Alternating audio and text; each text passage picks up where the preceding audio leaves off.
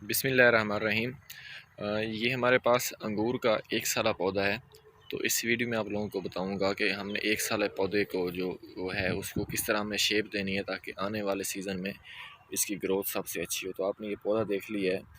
तो जो ऊपर वाली वायर हमारे पास ही है, तो हमने कोशिश करनी है कि हर वायर के साथ हमने इसके 2 बाजू बनाने हैं।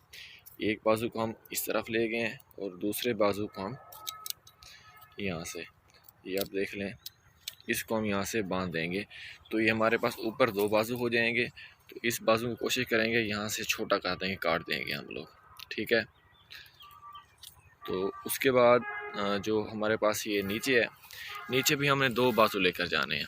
एक हमारे पास बाजू ये जा रहा है और दूसरा जो बाजू है इसका वो ये जा रहा है। इसके 4 बाजू बनाने का फ़ायदा ये होता है कि जिस टाइम ये फ्रूटिंग पर आता है, फल लेता है, तो इसके हर फ्रूट को बराबर हवा और रोशनी मिल रही होती है।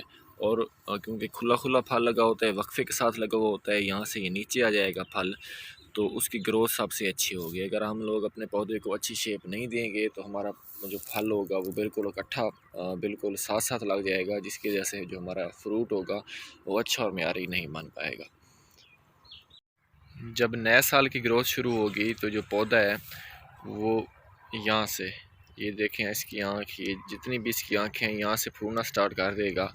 तो उससे जो नेक्स्ट सीज़न होगा हमें, हमारे लिए बहुत ही आसान हो जाएगा इसकी प्रूनिंग करना, कि हमने हर जो नई शाख निकल रही होगी यहाँ से, उसकी भी 4 आँखें छोड़कर हमने उसको प्रून कर देंगे। इसके साथ भी ऐसा करेंगे।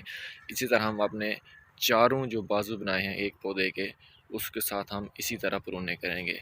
तो ये इसके जो बाजू होंगे वो बहुत ही मोटे और अच्छे हो जाएंगे, पौधे का एक अच्छा स्ट्रक्चर बन जाएगा, जिसकी वजह से आने वाले सालों में जो आने वाली नेक्स्ट फ्रूटें होगी वो हमारे लिए बहुत ही फ़ायदेमंद साबित होगी।